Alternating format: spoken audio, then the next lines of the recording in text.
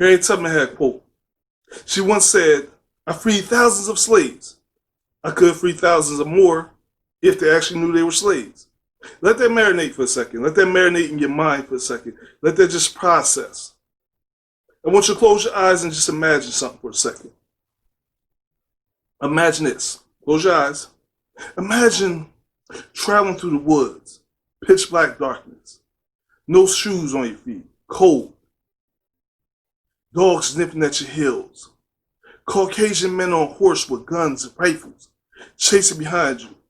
You're traveling with old women, small children, sometimes your baby, trying to keep a baby quiet while you're going down this journey. Imagine living in a home where you're forced to eat scraps. I'm talking about the scraps nobody else want to eat. I'm talking about the parts of pigs that animals, dogs don't even want to eat. But you're forced to make that meal for you and your children. Imagine a life where you're not allowed to get educated. That learning how to read, how to write, how to count could mean your hands, your feet can be amputated. Meaning you could lose your eyesight, meaning they're poking your eyes out. Imagine being forced out of your country, being forced by chains, forced in the bowels of a boat to travel to a new country, a new world, where you'll be stripped of your name, stripped of your culture, ripped apart from your family, forced on a stage, sold like a piece of farm equipment, like a piece of cattle, sold as property, no longer seen as being a human being. Imagine not understanding or having a sense of freedom. Can you imagine this? Of course you can, because in the world we live in today, we have a sense of freedom. We have a sense of accomplishment. We have a sense of success where we have become compromised to a point and we distracted from the fact that we deal with a lot of the same issues in our lives currently or parallel to the lives of our ancestors who dealt with slavery. But I think I'm going over your head a little bit. Because when we talk about the Underground Railroad, we have to talk about the transatlantic slave trade, where basically what happened was, and we'll keep it short term because I know y'all don't want to hear about history, but how slaves were forced to come over because, see, there was tobacco fields in the islands, the Bermudas, the Cuba. There was tobacco fields, but the problem with those tobacco fields was they couldn't get people to work in them. It's a very nasty, very ugly job, tropical weather. They had a few slaves, a few African slaves. And they tried them on there, and they realized these African slaves can adapt to the tropical weather. They're hard-working people. So what happened was, you bring these Africans to work over there, then you realize you can bring them over to America to help build wealth, build this America that we currently live in and enjoy today. Put them in the cotton fields. Make them work 12-hour shifts in the hot sun, but it makes you wonder, right? Where does the stereotype come that colored people time or the black people lazy when we were the true nature and the true people who helped build this country, the wealth of this country, but we don't get that current acknowledgement? We don't get it, do we? We don't get the acknowledgement of that. Even though we fought in the Civil War, the Revolutionary War, fought even when we didn't have freedom. We don't get that level of acknowledgement, but I'm going over your head a little bit, ain't I? Because we're talking about slavery. See, though we fought in the Revolutionary War to free America, black soldiers fought side by side with their Caucasian counterparts, we still wasn't free. We were forced back into these plantations, forced to work back in the cotton fields. But see, some of our ancestors wanted freedom. They understood not just freedom for themselves, but freedom for their children, their grandchildren, their great-grandchildren, the opportunity to live free, the opportunity to know how to live and not be a slave. And they were willing to risk life and limb to actually accomplish this goal. So they traveled through these dark forests, hundreds, sometimes thousands of miles to achieve this freedom. From the deep bowels of the country of America, the deep south of America. Though they was hunted, they found their freedom because they were unselfish into giving us the current freedom we enjoy today. But how do we pay them homage? We forget about them. We don't acknowledge them. We don't want to talk about history, nor do we want to learn about it. We stick up our nose up against the possibility of being educated. We complain about our current lives and the inequality that we live with, but we don't have no follow through. But once again, I'm going over your head a little bit, ain't I? So let's go back to it. So during the Underground Railroad, we're not talking about an actual train that you get on. We're talking about a network with conductors. What are conductors? Conductors are like Harriet Tubman, who once achieved freedom, came back to lead other slaves through these deep forests, lead them to the freedom of Philadelphia, freedom of New York. Conductors like Frederick Douglass, when he bought his freedom, became an educated black man that became an abolitionist. You don't know what abolition is? They fought for the rights for black people to have rights of freedom from slavery, of freedom to end slavery. People like Thomas Garrett, a Caucasian Quaker white man who lost his wealth and was taken away from him because he was aiding slaves, aiding freedom of slaves during the Underground Railroad. So many others that I didn't mention. So how did the Underground Railroad work? See, these conductors had homes, and sometimes they give messages through a lit candle in the window to allow them to know this is a safe place of passage to rest. Churches, private homes, with a place for you to hide, slaves to hide and to rest as they travel their way to the north. But see, even when a lot of these slaves made it to the safety of Philadelphia and New York, see, then Congress got smart. They got tired. So many slaves were getting free that they created the Slave Act. And don't we understand that? We acknowledge that today, right? Because some of us today, when we reach a level of success, a level of accomplishment, don't that bar get raised up a little bit? So even though we reach a level of success, then they raise the bar on us. You achieve that today, but we'll go back to that in a second. So they create the Slave Act, where slaves who are caught in Philadelphia, in the upper states, the free states of America, can be captured and returned to their plantations, to their true owners. Because see, you understand, once you were property. So what happened? Harriet Tubman and other conductors of the Underground Railroad had to eventually free and lead people to Canada, a whole nother country, to achieve that level of freedom. Freedom. It's an interesting word when you think about it, because see, there's so many different levels when we talk about freedom. See, a lot of us think about freedom in the terms of slavery. And when we talk about freedom, we talk about how we were freed when President Lincoln, written up and passed the Emancipation Proclamation, were freedom slaves. We talk about Juneth, when the last slaves in Texas were finally set free. And we think that that's the only form of freedom, is the freedom from bondage, the freedom of tyranny, of being forced to do free labor. But we don't realize freedom gets deeper, that the Underground Railroad is needed even today. We need freedom. We need tunnels. We need support systems to help us today, because see, today we're still not free. Because a lot of us believe that the issues in the black community, the self-hatred that we have, the colorism, the killing of each other, the lack of support, not only for each other, but for businesses, of people who look like you. We think it all comes from Jim Crow laws. Jim Crow laws and segregation is what created all this, but the reality of the situation, those seeds were planted so much older than Jim Crow, so much before Jim Crow. These seeds was planted the moment that you were forced on the boats, forced into the bow of those boats with those chains, forced to leave your country, forced to be stripped of your name, forced to be stripped of your culture, forced to be stripped of your history, forced to be separated from your family. Those seeds were planted to make you hate each other, hate yourself. When you were humiliated, when black men were raped, when they had to watch their wives get raped, when men were beaten in front of their own children, you were humiliated. And that seeds, that trauma was passed down to our children, passed down hundreds of years to our children, passed down to the visions of movies, pictures, constant reminders of what we were like as slaves, but never teaching us what we are, culture, and what we're like before slaves. We never could see and identify ourselves as kings and queens because we never seen the actual image of us being kings and queens. We always seen ourselves in the image of poverty, in the image of bondage, in the image of forced labor to work free. We're constantly reminded of how we built the country.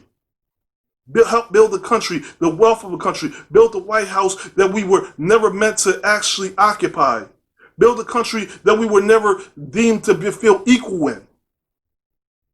The seeds of hatred for ourselves were planted inside of us when we were slaves and continue to be carried on through trauma that's taught hundreds of years later. So we don't understand the importance of education because, see, only through education and knowledge of our mind and freedom of our mind can we truly become free. Some of us think we're free because we got nice houses, we got nice cars, nice clothes, jewelry. We got big bank accounts, and we deem ourselves as free because we feel like we finally made it. We achieved a level of success, but not realizing in that level of success, we find ourselves unhappy, unable to cope with this level of freedom, not able to relate to someone who looks like us and the pain that they're feeling. We're unable to deal with all the issues that's going on inside of us. Because truthfully, we're not free mentally, and we don't understand why we're not free mentally, so we don't understand the capacity of why the damage still occurs, why I can't support another business, why I can't support someone that looks like me, why am I so willing to pull a gun and shoot and kill someone that looks like me? Why do I frown my nose up against education? No knowledge. Because the reason I'm doing that, because once again, the seeds are planted during those times, before the Underground Railroad, when we were slaves. The seeds were already planted. See, because if you wanted to learn back then, like I said, you get your hand chopped off, your feet chopped off, you get your eyes, you get blinded, you get reprimanded for trying to learn, to try to be educated. So the seeds were taught to us immediately to not be educated. Then you're constantly stereotyped to say that you're always late, that black people are lazy, they don't want to work. You don't understand the system that you're working into, the capitalism system that you're working into, that you live with. So you constantly are behind the 8 ball, and you're forced to be told, and you're force fed that you're constantly behind the 8 ball because you don't know how to create your own wealth. The reality is, it's not wealth that you don't know how to create. It's your own freedom that we don't know how to create. We need the Underground Railroad, people. We need a Harriet Tubman to lead us to freedom. We need that Moses to part the Red Sea, to say, let my people go. And to allow my people to create a new type of freedom. A freedom of mindset, a freedom of thought. A freedom to create generational wealth, not just for themselves, but for their great-grandchildren. You don't hear me, though. A lot of y'all right now, y'all talented. You'll have these skills, you'll have these abilities to create something imaginable and beautiful. Yeah, you invest your money in Epic Games, in the Fortnite, you invest your money into all these different places, in the Gucci's and Louis Vuittons, but some of you right now can make clothes better than Louis Vuitton. Some of you have the mindset to create games better than Epic Games and Fortnite. Some of you have visions to make movies better than what's seen on the silver screen. But the reality is, the situation is, you became the house nigga. Somewhere down the line, you've been imprisoned in your mind to become the house nigga. What's the house nigga? House niggas deal different than the field niggas. See, the field niggas out there working in those fields picking cotton. The field niggas are the one dreaming about freedom, dreaming about the Underground Railroad, dreaming about the day that Harriet Tubman or one of the abolitionists come onto the plantation to help them achieve and find that Underground Railroad and lead them to freedom. But see, the house nigga is different. The house nigga is the one that's sitting in the house right now, and when the master is sick, they're sick. When the master is hungry, they're hungry. When the master's sad, they're mad. They're sad. Their whole life revolves around what someone else is feeling. You know that person that lives today. See, you act like this person lives today. Like I said, we live in parallel universes. So when you go into McDonald's and you see that person, when you ask them for like, yo, can I get extra sweet and sour packet? And they're like, no, I'm not giving you no extra sweet and sour packet. You got to pay 25 cents. You only get 2 sweet and sour packets with them chicken nuggets. You know that person. That person right there is willing to sacrifice because of this company that they work for. They feel this company is giving them something, that they owe this company something. So I need to protect this sweet and sour sauce packet. You know, when you go to Taco Bell, right? Because I did this. You know, you go to Taco Bell, you get like 4 quesadillas, you get a 12-pack of tacos, you get a couple burritos, and they give you 4 packs of sauce. Like, what the hell are you going to do with 4 packs of sauce, people? And Taco Bell employees, they willing to fight for them sauces. They ready to die for them packets of sauce because they become them house niggas who believe this company is our company. They start to believe, like, this is my sauce packets. This is coming out my check. I own this company. And then you got the managers who walk around these jobs and talk about, you ain't gonna disrespect my business. Your name ain't on the deed. Your name ain't on the title. It says Taco Bell. It don't say Miller, Jackson. It don't say your name on there. This is not your company. You're just an overseer. You're no different than the overseer at a plantation who's riding on a horse, or that black person on a plantation who's telling on the other slaves because they're planning to run, or they're singing, or not working as hard. You're no different than that person. But you don't understand it though. You want to talk about freedom? What's free? Free is you sitting here at a job right now and your children get sick, but you can't take a day off because, see, if you take a day off because you catch COVID or the flu, or your kids get sick, or maybe your child broke their arm or leg, and you got to take them to the doctor, but your boss telling you ain't got no more PTO, you ain't got no more sick time, so either you can go without pay, or you can lose your job, or you have to come in. So now you got to choose between taking care of your child and being able to have a job. How free do you feel then? How free do you feel when you want to take your family on a vacation, but you can't, but because your coworker already put in that time and now you can't get that time off? Some of you looking like, man, look, I make $20, $30 at my job. You ain't talking to me because I'm living good. I pay my bills, I drive a nice car, I'm doing this and that, but you don't think about this. This is selfish. This is a selfish part of you because you're not thinking about this. How are you, when you leave this earth, when you die, can you give your children a job? Yeah, you can say, your boss may say, yo, Missy was a great worker. Melissa was a group worker. She was a great worker. So while she's alive, maybe I'll give your child a job sweeping the floors, mopping. But you can't inherit the child a job or a business. You can't guarantee them a business. And that job don't guarantee your child may not want to do what you're doing. Your child may want to be the next clothing designer, may be the next gamer, be the next coder.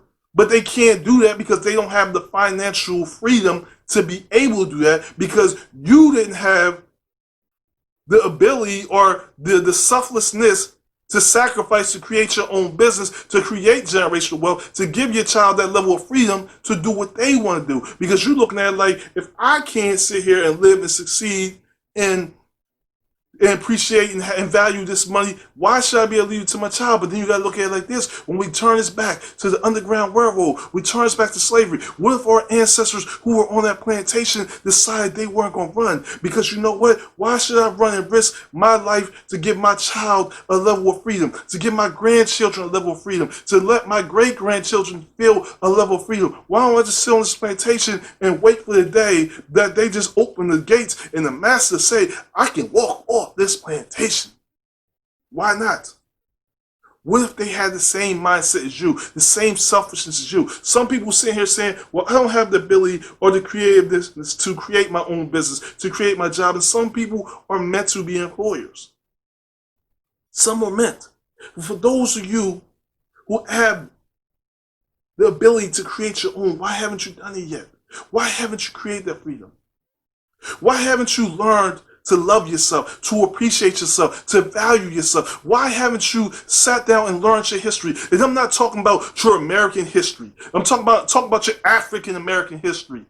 And we be specific and say African American history because we're talking about not when you were a slave, not during the times of the civil rights movement, not the time of segregation, not the time when you need the green book to travel.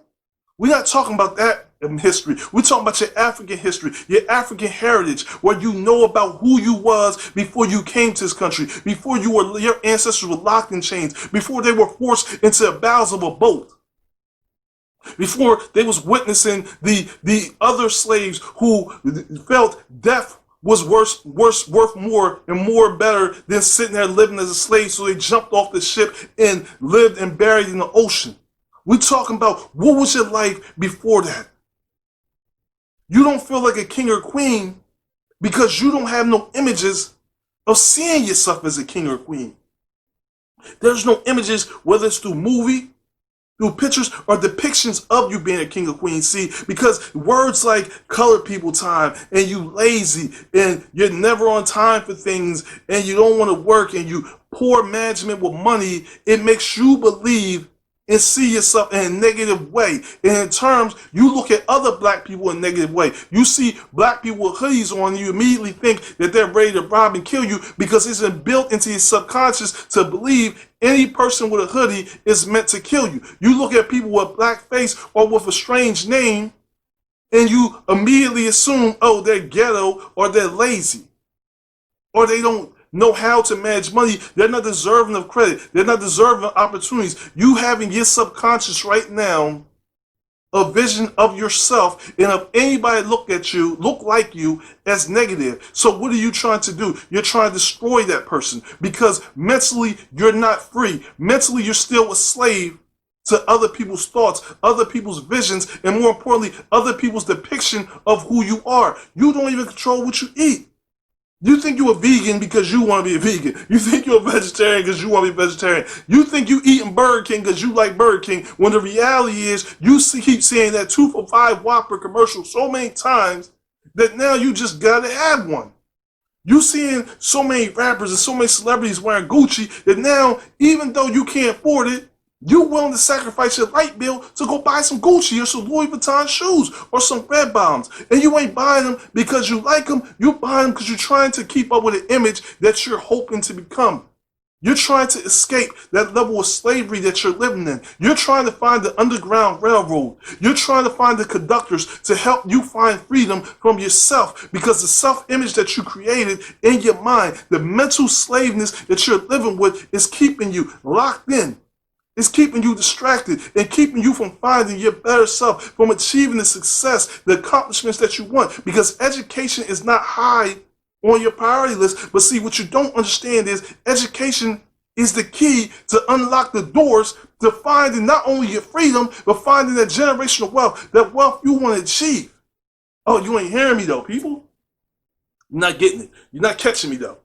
You're not catching me though. See, because we see pictures of ourselves in poverty, and we look at poverty in terms of how we see it. It's negatively not being able to afford our children Jordans or being able to give them Christmas shopping. It's choosing we're not having cable or the newest cell phones. So we deem that as poverty, but we go into other countries, we see a different level of poverty. But see, because we're Americans, we have a higher level of expectation to how our lives should be, because we feel like we're privileged because of the American dream. Because we have overcame so much and we have so many distractions, we can't see all the hurdles that we have placed in front of us and not what others place in front of us. And see, we get into a place in our mindset where we start to expect others to take care of us, others to clear our path, when we don't realize they can't clear a path that we created. Yes, they have caused some of the issues. Yes, they have caused some of the setbacks in our lives. Yes, slavery and all segregation and Jim Crow laws have caused issues in our lives, but we continue those issues by passing down that trauma to our children, to our grandchildren. We choose to pass down that trauma to our children instead of generational wealth, creating another generation who's dealing with trauma and have self-hatred and wonder why we can't eliminate gun violence, wonder why we can't eliminate poverty. When we look at the criminalization and the fact, and we're going to talk about this in next year, believe me, we're going to jump into this next year, but we're going to touch on it real quick. We look at the level of criminalization between black, brown, minority people, and we don't understand why and the importance of education and how it plays in it. And a lot of times we look at, okay, money. Yes, money is very important in these circumstances because, see, if you don't have the money to be able to pay for a lawyer, pay for private investigators in a lot of cases, even though you're innocent, didn't commit that crime that you're being accused of, you don't have the ability to fight to free yourself. So what are you forced to do? You're forced to settle for a public attorney. But see, a public attorney is overworked because they got so many cases on their desk. So what does a public attorney do when they go to court, people? What do? They look for a plea deal. They ain't interested in taking this case to trial. They're not interested to find out the truth. Look, I know you say you didn't do it, but guess what? You're like every other person in prison. So this is what we're going to do. Look, they offering you 5 years. If you go to trial, you're going to get 30. I suggest you take the 5 years. You saying, but I didn't do it. I was home eating Captain Crunch, watching TV when the crime happened. I really didn't do it. Public attorney telling you like, yo, you need to take this. You need to take this 5 years, sign this paper. The pressure of the ability to not pay for an attorney.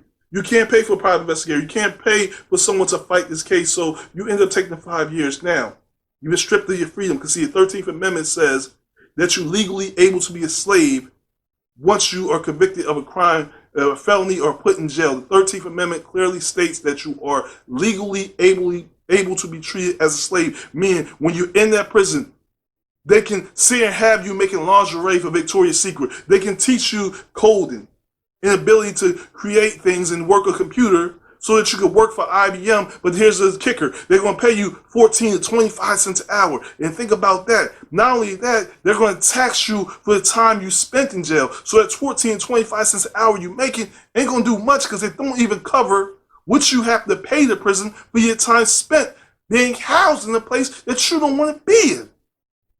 But see, education can free you of all that. Education can free you of all that.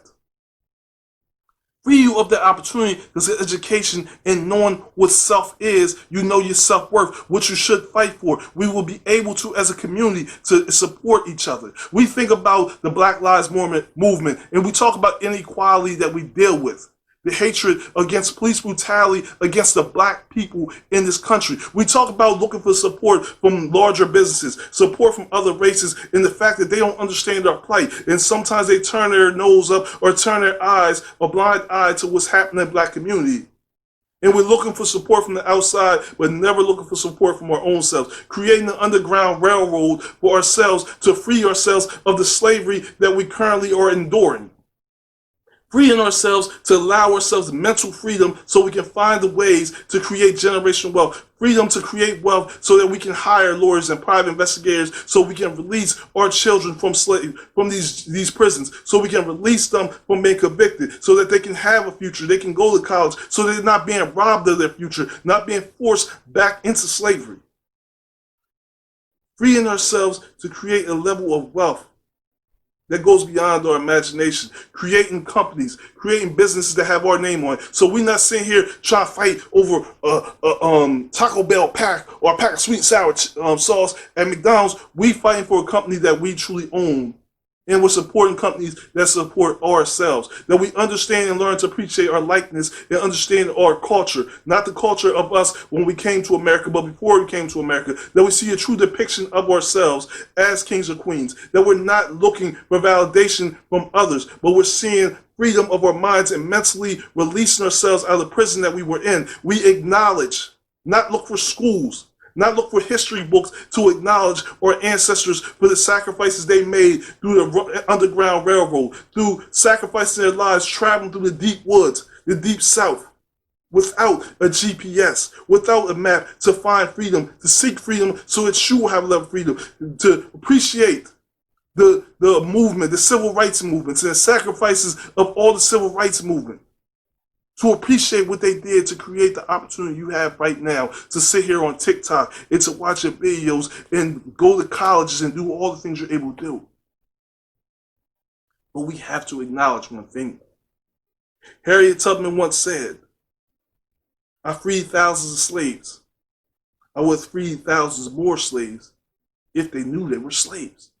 If you actually, now that you know that you're a slave to your circumstances, that you're a slave to your past, you're a slave to history that was created and depicted to you. You were a slave for the likeness that was depicted of you, the likeness that was created of you. Now that you know what you're a slave to, it's time to wake up, to journey out those dark woods, Even those dogs are nipping at your feet, and that Caucasian man is on his horse with a rifle, hunting you down. Even though you were given scraps, even though they're trying to take away your right to vote, even though they're trying to take away your right to be educated, you gotta fight for your freedom now.